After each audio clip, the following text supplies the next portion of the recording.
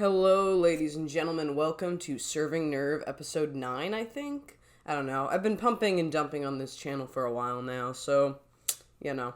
Anyways, today we're going to be doing something special. Something different, something new, something evil. Yes, it's true. Now, let me just pull this up. Today we're going to be, and I'm sorry, I have a little bit of a different microphone setup today, so if it sounds suboptimal, I do apologize. I have the Blue Snowball instead of my typical microphone, just because, for some reason, my audio, when I've been recording this video, while also commentating over it, the audio will cut out because the other microphone I have just shuts down my audio for all windows played and all other, things on my device, just so that it's a clean audio. There's probably a way of getting through it. I have a bunch of stuff I'm going to play with, but in the meantime, we're just going to use the Blue Snowball because I have to go to work and I'm running out of time today already, so that is fantastic. Let's get to it. So this video is actually called, I do apologize. This video is called The Dark Truth About Tipping in America, and we're just going to go through the video, break it down a little bit, and see how things go. See how we like it. So yeah, let's get to it. There's a lot of talk about raising the minimum wage in America, but what you might not know is that a lot of companies get away with paying under the minimum wage every single day. All that and more in today's video. Roll intro. Hello everybody and welcome back to a channel that believes Central Jersey doesn't exist. It doesn't. My name is Evan Ettinger, and I've been making videos on weird British and American customs on this channel for well over 5 years, like how the US taxes Americans abroad, or comparing the US and the UK's school curriculums. But today... Speaking of tax abroad, I do have to mention, I am a dual citizen of both Canada and America. When I turned 18 and got my citizenship, instead of even, working in the United States, I still had to file taxes in the United States. It's a nightmare and a disaster because you have to go through an alternative tax means than something like TurboTax. Even if you make no income in any state, whatever the case is, you're still paying taxes in America, and I don't even understand exactly, how it works. I don't even know what I was doing. I trusted my family to help me figure it out, I'm not gonna lie. I'm terrible with taxes.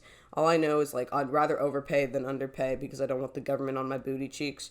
Today, we're going to be talking about an infrequently talked about wage in the US, the tipped wage. So if you've ever wondered why tipping is such a thing in the US and not Europe, for instance, well, this video is going to enlighten you. You may know that the federal minimum wage in the United States is $7.25 an hour, and it's been that way for over 10 years. In fact, that's the exact amount of money I got paid working retail in New Jersey 10 years ago, working double jobs trying to get in that extra holiday pay. Individual states are allowed to set their own minimum wage laws as long as they're higher than the one federally mandated. For instance, in 2020, in Montana, the minimum wage is $8.65, whereas in Washington, it's $13.50. So hypothetically, if you were living in, say, the panhandle of Idaho, where you'd be earning $7.25 an hour, you'd be heavily encouraged to travel just a little bit west to Washington to earn nearly double for the same work. In fact, here on Interstate 90, between the two states, there are two Carl's Jr.'s 6 miles apart. The only difference is working at one nets you $7.25 an hour, and the other one earns you $13.50. But the one stipulation here that is incredibly overlooked. That's slightly diabolical. I must ask this, because I always theorize this.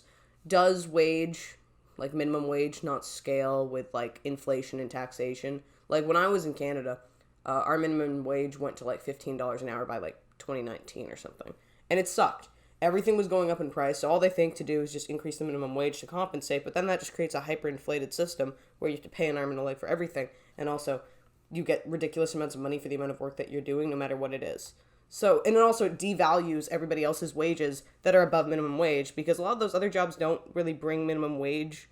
I feel like it also devalues a bunch of other wages that are not minimum wage. A lot of other jobs don't scale to compensate the way that minimum wage goes up. So the more minimum wage goes up, it just devalues everything. So you can basically just get a minimum wage job, and it's equally, valuable or, occasionally not as laborious as your other job, but you're basically barely making more money at the other job, so you may as well just work minimum wage. That kind of thing. Is it not weird? Am I incorrect about this? I feel like this is how this goes. Looked isn't the discrepancy between state minimum wages, but the wage we pay our tipped service members, particularly at restaurants. The tipped wage, or the server wage, is the base wage paid to employees that earn a substantial portion of their compensation from tips from customers. Tipping culture has been thriving in the US for well over a century, but it wasn't always like that. It actually began in the 1850s and 60s, right after the Civil War, when rich Americans traveled to Europe and stayed at hotels and dined at restaurants. There, they picked up some interesting quirks and brought them back to the US to show their friends and family how cultured they were and how they're acting just like the elites of Europe did. So they began tipping porters, valets, and, you guessed it, restaurant workers. Now at first, tipping... So that's actually really interesting because I never thought about it in a historical sense that it would scale like this across like, countries. I thought it was always just like, it started off like, whatever, like 20s, 50s, whatever, just diner tipping, kid tipping, things like that. Just tipping people for like basic service tasks. Tipping culture was met with disdain. The New York Times claimed in 1897 that many thought it was antithetical to American democratic ideals. Tipping and the Not until it started saving employers money to scale their businesses accordingly with low base wages. We left Europe to escape, wrote William Scott in his 1916 anti-tipping screed, The Itching Palm. The problem with tipping was that the practice was only done on those you viewed as inferior, which, as you can imagine, gives America's tipping culture quite strong roots in racism. John Speed, a journalist in 1902, wrote that he was embarrassed to give a tip to a white man, whereas a black man, well, he of course would expect them. So the classist and racist tones that tipping brought to the US initially caused 6 states to ban the practice, and that movement against tipping actually carried forward all the way to Europe where the practice originally began, with countries like England and France in the 40s and 50s outright banning the practice to stop workers having to rely on so many tips.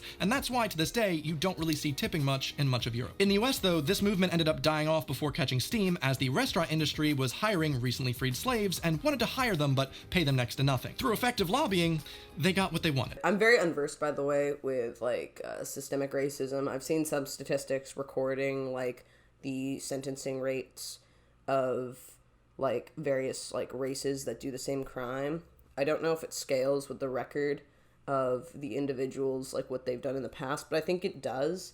And there's like a big distinction of sentencing, like lengths for sentencing for like, African American men versus white men who do the same crime. That's the main thing I've seen, but I'm not very well versed with things about like racism, systemic racism. I grew up in Canada. We had more racism towards Chinese people who came across to build like the railway. But like in America, we also did have like the typical like horrible things that like would be done to like the natives of the land. Like the typical like, infecting blankets with diseases and then giving it to them and, killing off, I think, bison or something like that, and then they wouldn't be able to have it, like, stuff like that. But I'm incredibly unversed, so please take it with a grain of salt. And I also haven't been to a high school education in, like, 7 years, so that's... And high school was the only education I ever had. I skipped school every other year, so I literally only have a high school education. 6 states that agreed to ban tipping were actually southern states who didn't ban tipping to ensure a fair wage for their waitstaff, but rather to ban white customers from tipping the black clientele. This is way darker than I thought it was going to be. I did not know this was going to be about racism. I thought this was going to be about, like, how tipping is bad or good or whatever. Slowly but surely, these laws banning tipping were revoked, and tipping culture was in full swing. In 1938, the United States passed the Fair Labor Standards Act of 1938, enacting the country's first ever minimum wage. But this is our first look into the consideration of tipped employees versus regular ones, with this act having a specific section designating that tipped employees, or employees that earn over $30 a month in tips, are exempt from this act, meaning that employers can legally pay them nothing. It wasn't until 1966 that a separate tipped wage was introduced, and it was set to 50% of the federal minimum wage. The problem? Restaurant lobbies pressured the government in 1991 to freeze the tipped wage, as opposed to having it rise alongside with the federal minimum wage, and so for nearly the last 30 years, waitstaff in the states have been paid $2.13 an hour. They haven't even adjusted it for inflation. Buy Bitcoin. So here's the question. How can a country that so often touts itself as the land of the free, and a country full of equal opportunity for all, so easily agree to pay workers of an essential job at a rate that is the same as the federal minimum was in 1975? Okay, to be fair, I hope he does go into the fact that if it is $2.13 an hour and you aren't given enough tipped wages that scale with minimum wage in whatever state you're in, you do have to compensate for that as an employer and pay alongside it to make it match at least the minimum wage of that state. Well, opponents of raising the tipped wage to the same as the federal minimum have a few easily knocked down arguments. Restaurants have slim margins. If we have to raise the wage we pay the waitstaff, well, we won't be able to hire as many of them. So Lies. Okay, yeah, I'm sorry. I keep interrupting him. I'm gonna let him finish. I'm gonna repeat this. Opponents of raising the tipped wage to the same as the federal minimum have a few easily knocked down arguments. Restaurants have slim margins. If we have to raise the wage we pay the waitstaff, well, we won't be able to hire as many of them. So many of them will lose jobs. And the cost will inevitably go up for everything we sell in the restaurant, and that cost increase will inevitably fall on the consumer. So it already falls on the consumer. I'm so sorry I'm interrupting him. But it already falls on the consumer because they have to tip your wage anyways. So it doesn't make a difference. The other problem, though, is that They cut so many corners in restaurants, and they overstaff servers because our low wages exist. So, yeah, we'll lose a bunch of jobs, but also the people who stay, or the people who do the best, or whatever, they would get priority, and they'd also, like, make way more money and be actually, like, set, I guess. But at the same time, they would do a mass culling, and they would base it off of, like, bankruptcy or some kind of taxation thing or costs or, you know, whatever, that they can't afford to pay their employees. The other thing I think that's really weird is they're always, like, trying to cut costs and corners in stupid ways. Like, at my work right now, they're trying to be really harsh about, like, how many linens we use, how many, like, you know, polishing rags we use. And I make it really clear, I'm not gonna, like, use gross, disgusting polishing rags to clean plates and silverware that guests use. Like, I don't care. I'm gonna go and get I'm getting a new rag. If it's saturated with, like, water, like dishwater, and gross, it's not even gonna be able to polish the cutlery. It's like when we get to those kinds of points, you know what you can do instead? Maybe decrease the work comping. Like, managers comp so much stuff in so many restaurants. They just give people free desserts, free things. They give free tastings of wine, free this, free that. They give free things because it brings more people to the restaurant, and hypothetically, it'll make you more money in the long run. But instead, they also will then cut labor costs, and then they'll hire on more servers, and we get paid $2.13 an hour, so it doesn't matter. And then, you know, there's less back-of-house staff to get paid $8 an hour, and oh, look at this. They also are worried about, like, this costing them money, so they stop this.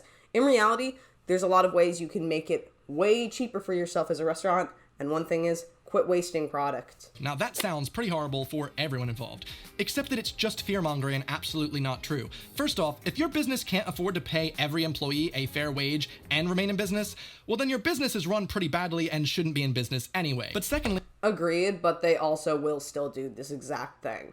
Like, they'll still claim it, they'll still do it, and they'll still operate as it. And some places are really bad with money, and they really push themselves to the edge. But if they're like LLCs or corporations, I think they can just claim bankruptcy and protect their personal assets. So it's literally just the company's assets that will be drained and destroyed. We already know that isn't true because we have proof. As of 2020, 7 states have already agreed to pay all their staff and tip staff a fair wage of the federal minimum or higher. And guess what? Restaurant employment rates are equal or higher. From 2011 to 2016, full-service restaurant employment, where tipping is concentrated, grew by 20.4% in states that agreed to pay all their employees one fair wage, whereas states that agreed to a $2.13 sub-minimum wage only grew by 16.37% for the same time period. All right. That's actually very interesting. I didn't know that. I would have expected the opposite. But the other thing I have to point out is I really wonder what the laws in these states are for firing individuals or hiring individuals. That's the one question I do have. I know it's like California, places like that. Like, I think they have much, like, stricter labor laws than certain other states that do the $2.13 an hour, so I'm curious about that. You could argue that by abolishing the tipped wage, you might be stifling new restaurants from opening, as those restaurants can no longer afford to open any new ones. Except that's also not true, because during the same time period as our previous study, it was found that in states that had opted to pay their employees one fair wage, they experienced more new restaurants opening than states that pay below the minimum. All right, so we've gotten that out. I also wonder what the tax write-offs for these things are. But the other interesting thing is I feel like I would do that. Like, when I eventually get a restaurant or a cafe or a diner or whatever I'm thinking I'm going to do eventually, the number one thing I really want to do is make sure that my employees are paid a great wage, and then probably compensate with whatever the tips are. They're tip pooled and split equally amongst staff for the hours they worked in scale. I've worked at places like that before, although I've never been given the good wage. It's just tips. I also feel like I'd want to do a better benefit system and then do more bonuses and stuff too, because that just doesn't exist in restaurants. Like, in general, I'd want to have a very, like, small scale operation and not have insane amounts of staff and, like, expendable staff. I want reliable staff. And also, I have to point this out, staff become less reliable when you treat them like they're unreliable and you overstaff them and you treat them like garbage and you take advantage of their kindness. But if you're a fortified, service, if you're a restaurant and you treat your staff like their family, you're good to them. If you actually treat your staff with respect, you don't treat them like they're grunts or dogs or mortal swine, they actually will do better. Like, in general, there's this incentivization with good pay and fortification and stability, which is not heard of as a server. Jobs aren't stable as a server. You're literally gambling all the time. One day you make $100, the next day you make $1,000, the next day you make no money, and you get yelled at. Out of the way, the second argument. Even when the minimum wage is raised a lot, like in certain states, well, the average income that servers bring home only increases marginally, so it's a bad trade for us in the restaurant business. First off, that's still a raise, so regardless of how marginal it is for the companies raking in all the money, that's still a huge deal for our lowest paid employees. And two, if you've ever been a server... Another thing I'm curious about is where the statistics are being drawn from. Like, what is it? Is it casual dining, or is it upscale dining? Is it a mix of everything? Because in certain circumstances, I could expect it to actually go way, way up, way, way down, or moderately up. Like, more in a casual setting, moderately up as he's presented. But then I would assume, like, certain restaurants that are fine dining, they might have crazy great tips and crazy great all of that. And then the other ones, they'll probably have a drop in income. Like, if you have a bunch of tips and you get paid a really good minimum wage as well, then it'll go up. But if the tips are, like, compensated through the minimum wage and people don't feel they need to tip as much, it might go down. You never know. I definitely could see that being for upscale restaurants, because minimum wage, say it's going to be $7.25 an hour or $13 an hour or whatever, then yeah, you're going to make that. But there are restaurants that make way more an hour. And if you do that, people might not tip on the 20%. And then they're going to actually lose money. Nobody ever claims 100% of their tips. Like, if you're working an 8-hour shift and make $80 in tips, you only really need to claim a bit over $40 for tax reasons. Now, legally speaking, you should 100% be claiming all of your tips. But I've never met a server in my life that did that, especially considering you only earn a bit over $2 an hour, so this marginal increase, I'm fairly certain, is a bit more substantial than that. And because I know... The other thing is it's almost impossible. There are serving jobs that I've worked that don't make any cash, and it's way easier to track, but it's kind of almost impossible to track the $3 somebody tips you on like a $100 checkout. Or they write cash and they leave nothing. Or they write cash and they leave a little bit of something. Or you just spend some of the cash at like the bar later on at the, in the night when it's like my life. Keeping track of money is almost impossible, which is why usually it's easier to do if you withdraw it from a bank. But if you're directly handed cash from other individuals, usually I endeavor to save it, count it up at the end of the year, claim appropriately, do whatever I can. But I don't really get a lot of cash, so it doesn't matter anyways. In fact, I don't get cash often at all. Most things are digital now, so it's much easier to track your income overall. Taxes are a little more brutal, but I'm in Texas now, so I'm safe. Hopefully. You know, the IRS watches all my videos after I made a video talking about how the IRS uses FATCA and FBAR to relentlessly tax Americans that are permanently living abroad. Well, I always claimed 100% of my tips for tax purposes. I was a good server. Now the final and... Yep, 100%. We all, to be fair, it's almost impossible not to now with claiming your tips just because everything's digital. So it's usually pretty good now. But before, I have no idea how it would have worked. Biggest argument against raising the tipped wage? The truth is, there's no need to pay waiters more. As much as this Evan guy is claiming that I only paid waiters $2.13 an hour in this video, myself and other restaurant lobbyists would probably agree he's doing so in bad faith. Because sure, we do only give them $2.13 an hour, but if any employee makes under the federal minimum wage when you add up all their tips, well, all employers are legally required to pay the difference. So, say one of my waiters only earns $4 an hour in tips. Well, along with the $2.13 I pay them, that would get them up to $6.13 an hour. So I, as a good employer, would be legally required to give them the additional $1.12 an hour to get them up to the federal minimum wage, and I will gladly do that for them. I'll stop you there. I would say that's nice in theory, except for multiple reasons it's not. But I'm glad Evan touched on this, but the point I'm trying to make is also there's no way you can track it on an average basis, because depending on the restaurant you work in, the payout is daily, the payout is inconsistent. They try to overcompensate it for your payroll and stuff. So if one day you make a lot of money, they'll span it over your total hours worked. So it's based on your total hours worked for whatever the payroll is or whatever the taxes are. So once you finally do your like taxes at the end of the year, then you look at it all. Like, it's not gonna happen. It's almost impossible. As an example, in investigations of over 9,000 restaurants, the U.S. Department of Labor themselves found that 84% of the investigated restaurants were in violation of wage and hour laws, with over 1,200 violations for the requirement to bring tipped employees' wages up to the minimum. And any server watching this video knows exactly what I'm talking about. Sir, you asked me to come in on my day off? Yes. So, the reason I called you in today, it seems like you didn't earn enough in tips yesterday, which must mean you're a bad server. So, as your boss, I'm gonna have to write you up. What? But it was a really slow day. You saw how few guests came in. I didn't earn enough because there wasn't enough guests to give me any money. Oh yeah, I know, it was really slow.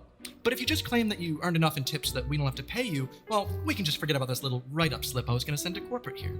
Oh, that's atrocious. I've never experienced anything like that. The worst thing I've experienced is people reaming you for your sales being low, but they can't expect anything different if the place is slow. And that rhymes, so you know it's true.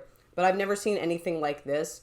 This is downright the most illegal and evil thing I've ever heard. The one thing that I find interesting is people really have a grand fear of authority. I've never had this issue from going through school, didn't give a crap, would always talk up to people who were superior to me, you know? And it's just because that's how my mom raised me. Oops, spilling coffee all over myself. That's just how my mom raised me. She raised us to be brash, brutal, unforgiving, and to not take shit. If my employer ever did this, I would literally sue their ass so freaking hard. I would file claims with whatever HR department, or I would go straight to the federal government, because that's the first thing that sounds like tax evasion or payment evasion to me.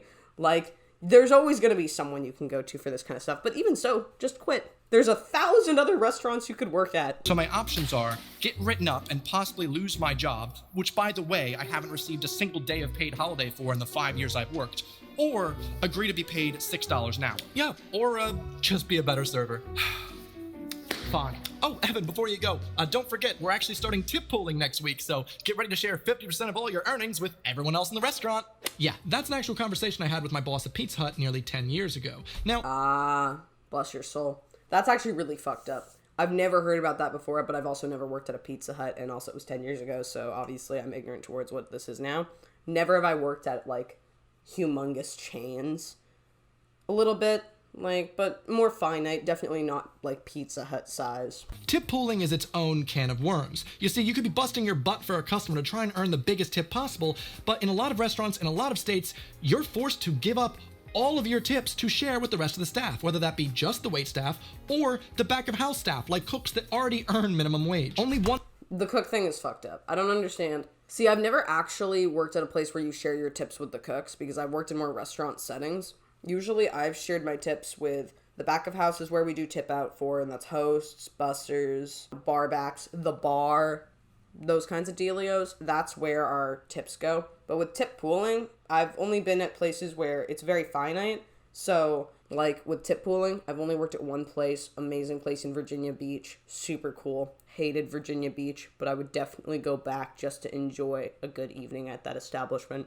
But in general, that place, they did tip pooling, and we had such a low level of staff that the tip pooling was great because, you know, on a slow day where there's only a couple members of staff, you would actually make, like, a ton of money if you had some good business going on. I remember working a 12-hour shift there, and I made, like, 400 something bucks, 450 bucks, and there was only 3 of us, and we all tip pooled and scaled it according to our hours. So me and whoever came in the morning that worked all the way through, we got more money than the other dude who got tip pooled because he came in later. But it's stuff like that. It's like weird math. Tip pooling math confuses me. If I ever did tip pooling at my restaurant, I'd have to explain the math and have like a board or something. My final point, when you're a server, you've essentially got 2 bosses, your employer and the customers. And both of these can cause significant problems for waitstaff when they're paid under the minimum wage. The problem with your employer is just how much he can manage to exploit you and the low wage he's paying. So here's the scenario. It's Friday night at the Pizza Hut. The football game is on TV. You're going to be getting loads of business, loads of online orders, and orders via telephone. So rather than scheduling... I'm sorry, that folding of the pizza box gave me immediately flashbacks to the horrible pizza box folding antics I've indulged myself in throughout my entire career. 1 or 2 CSRs, or customer service representatives, who get paid minimum wage to cut the pizzas flying out of the oven, answer the phones ringing off the hook. My Pizza Hut would just schedule 4 servers at $2.13 an hour. Now, was it ever that busy in the dining room to really constitute having 4 servers on? No, we had quite a small dining room. 2 people was pretty much fine enough. But my manager made sure to have a certain stipulation, which was that if the phone rings more than 3 times without us answering it, regardless of who we're talking to, what customer we're helping, no matter where we are in the restaurant, well, we get written up. Isn't that fair? This sounds tyrannical. This sounds downright satanic. Bless this man's soul. I've worked at some crazy serving establishments. I've had some crazy things. I've had some weird things, understaffing things, labor over compensation, garbage, all kinds of dealios. Never in my life have I dealt with something so evil. Also, gotta make sure you're cutting the pizzas as well, because if you don't cut the other people's pizzas, well then the pizzas that are meant to be for your customers are gonna burn. Also help the carryout customers, and if you have any breath of fresh air in between when you're trying to just, I don't know, catch yourself up to speed. This is like the wing joint I worked at, where it's like we had to-go orders to do, and everything, like, to make an order, it would take them an hour, because most of the kitchen staff were teenagers, and it was all just literally, like, wings and fries. We didn't have an expediter. It was just grab your food and run. So everybody's food's just coming out and everybody's grabbing everything, and just absolutely insane. The most chaotic state of a restaurant I've ever seen. Also, maybe some health code violations, but I don't actually know. But in general, it was terrible. Like, the worst place I've ever worked. Literally the worst place I've ever worked. I've never worked at a place that bad before. And yeah, it's like you have to suddenly be a host, and then you have to suddenly be a server, and then you suddenly are sat with weird random tables you don't know the numbers to because they keep moving everything around.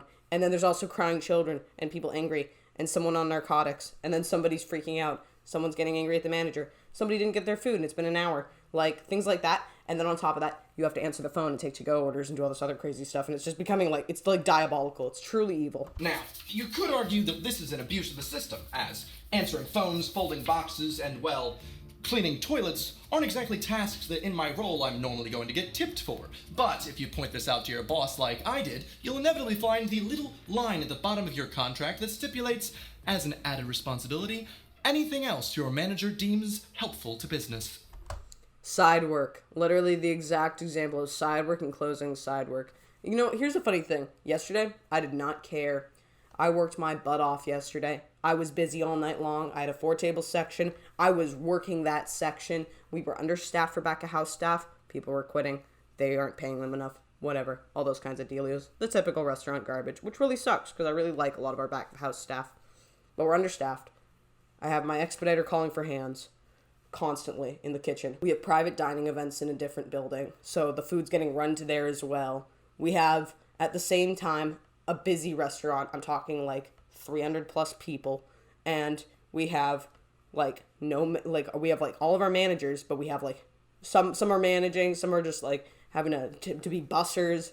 Everything's chaotic and nightmarish, and I go so hard on that side work. Okay, I did all the silverware. I polished all the plates. I was going hard, and me and a bunch of other people were just going at it, and bless the souls of everybody who ran my drinks that night, because I was on the other side of the restaurant and I was stuck. I literally was like going. Like, I was going for like 9 hours straight. I'm still wired from it. It was so good. But yeah, and I made great money, which was the best. I made the best money I've ever made in my entire life. But like, in general, your side work, like, you can literally be stuck doing side work. You're not even paid.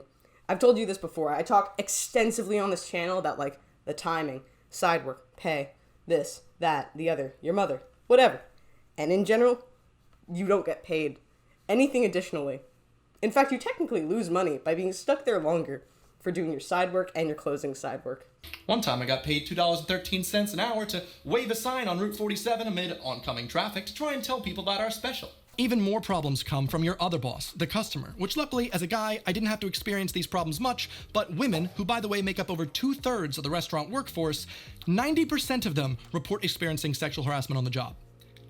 Okay, yes. Not gonna lie. So, okay, I'm currently at a restaurant where we're all just like, everybody's banging, everybody's with somebody, everybody's doing something. It's pretty funny. But, literally, like, everybody. It's hilarious. Other than me. I tried, couldn't get there. Unfortunately, I couldn't score with somebody I really liked. But anyways, there's stuff like that. There's also weirdly, like, sexually harassy kitchen staff, which I've dealt with. That was one of the first serving places I worked at. Like, genuinely sexual harassment-esque.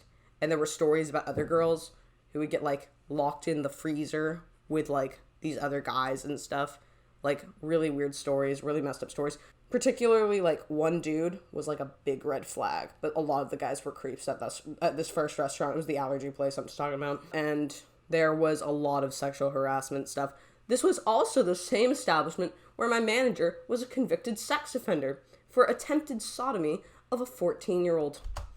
90% of 2/3 of the workforce. Whoa, wait. What's this have to do with the tipped wage, Evan? Sexual harassment happens everywhere. All right.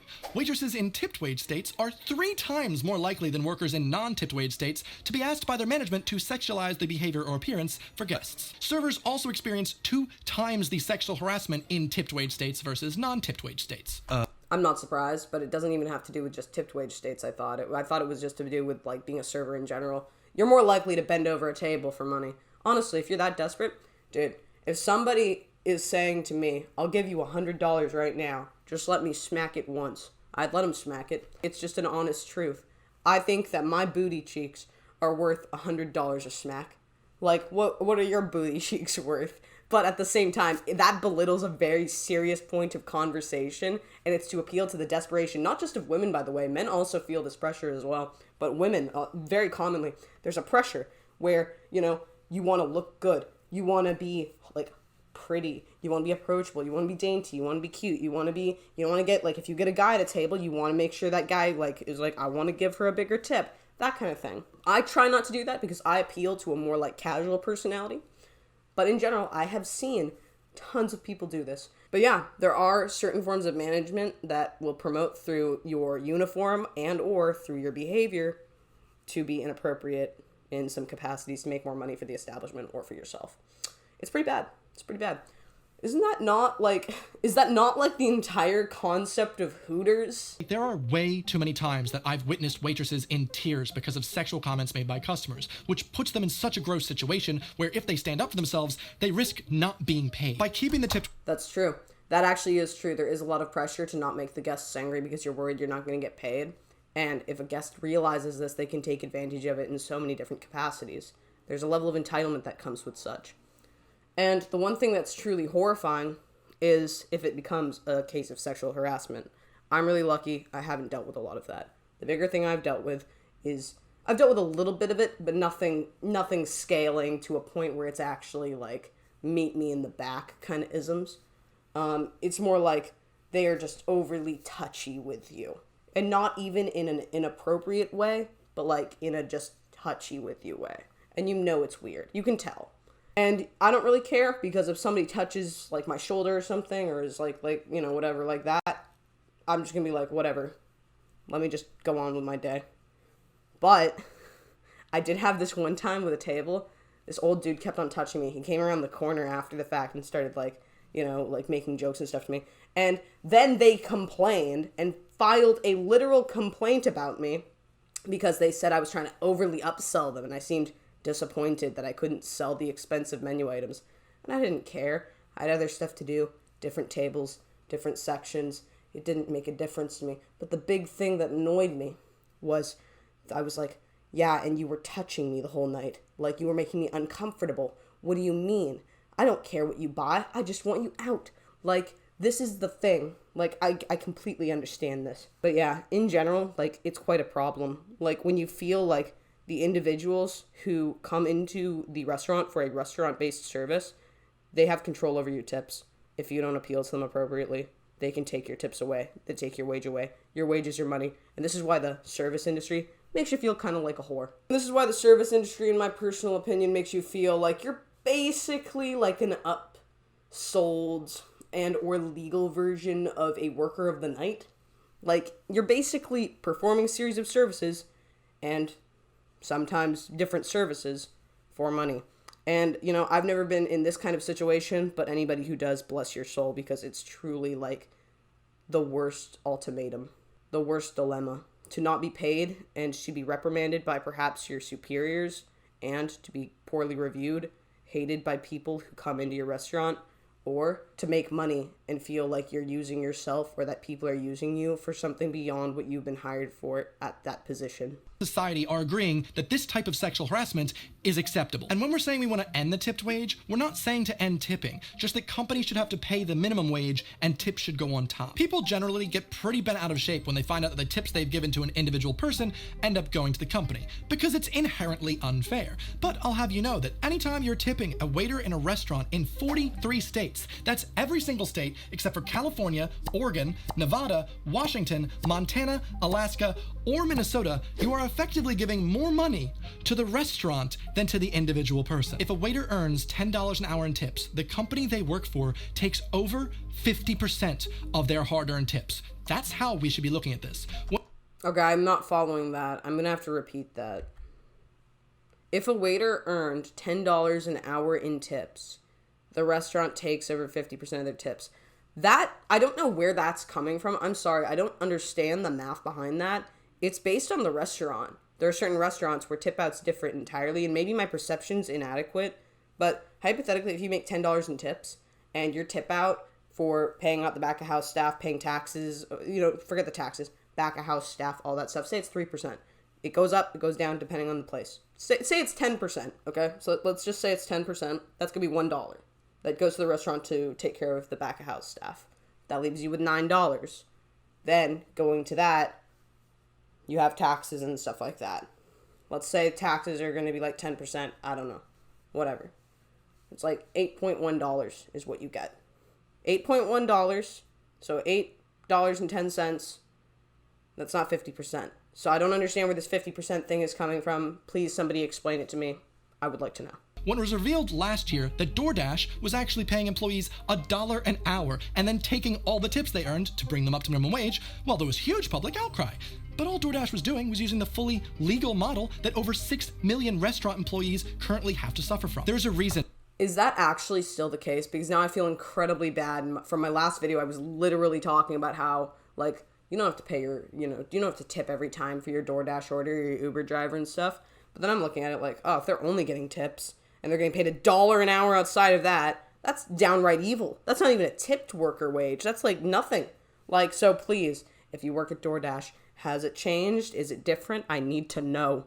I need to know. 4 of the 7 lowest paid jobs in America are all tipped jobs. It's a broken system that exploits the lowest paid Americans, that makes them suffer from 3 times the poverty rate of the rest of the US workforce and have to use food stamps at double the rate. If you're upset about this practice and want to change it, be loud. Post about this on social media, email your politicians, share this video with them and ask them what they're doing to help end the tipped wage. And also, though, to be fair, you can totally win at this industry if you know how to play it. Like, all it takes is, it's the same thing. Like, there's no such thing as company loyalty when you work at restaurants, same as, like, most places nowadays. There's no benefit to company loyalty. You don't have employment insurance. You don't have anything like that working as a server. Your best bet is to just climb the ladder, go to a different job, bounce from job to job, augment your resume accordingly, and then just go and scale yourself with better restaurants that will pay you more for just tips. That is the only way you survive in this industry. I am not convinced that working at one job for a long amount of time will help you in any capacity. I'd say 6 months to a year maximum per place, and then you just go to the next, go to the next, go to the next. Make sure you put in your 2 weeks, make sure you work as a good sort, show your efficiency, do what you can do, and then put yourself in a position where you have good references and you network well, and then you get up. That's how I did it. Resume fibbing for some people can work. I wouldn't recommend it if you're going to try and use references and stuff like that. I'm not trying to say to do anything like that. I'm just saying, in general, just scale yourself with your desires for the profession or find a better profession, because there's so many jobs out there for you, my people. Don't worry about this kind of thing where you have to be a server or a tipped worker. It's just a commonality. It's one of the most accessible jobs in America. But in general, I do have to point out the best bet you possibly can have, like the best gamble you have, is bouncing from place to place. That's how my wage went from within a 3-year time span to like probably triple. And it's basically out of just getting lucky. I'm not gonna lie, you just have to find a place that's gonna make you more money. And if it's not good enough, find another place that's gonna make you more money. Work 2 jobs, switch in and out, and then scale the jobs. Quit one job while you're working the other, and then find another one while you're working that job and quit that one and then get another job. That's the craziness that takes, like, that's what it takes, man. Sometimes that's just what it takes. That's how I went from being poor to, like, being, like, pretty in the middle. Like, and that's the best thing, like, that's the best outcome I could have ever expected from any of this. But in general, like, you have to bounce from job to job as a server. There's no way. And also, restaurants, like, they go like this. Eventually, those restaurants, a lot of them, they're going to decay. And you need to find another job just out of desperation. So usually, yeah, I'd recommend that. Stay in the loop with One Fair Wage, who are a nonprofit created to help end the sub-minimum wage in the US. But it's a very interesting composition. I really liked what he was saying here, but I have some serious questions. Not in the line of just accusation, of course, but just in general, I would like to know what he meant by the $10 50% thing. I have no idea, like, if that, I might have missed that. The other variables for all of this, it's very interesting. I'm not against the idea of, like, upping the tipped wage to a minimum wage, but I think it will change the layout of the game. I don't think it's going in every case to increase the income for most people, maybe on a statistical basis, but not on an individualized basis. But anyways, I don't know what I'm talking about. That was the video. I hope you enjoyed, my friends. It has been absolutely joyous. Thank you so much for watching. If you like this video, by all means do tell me. I'll do more reviews, more reaction type content, more commentary. But yeah, anyways, it has been lovely. I hope you enjoyed yourselves, my friends. Thank you so much for watching. Slater.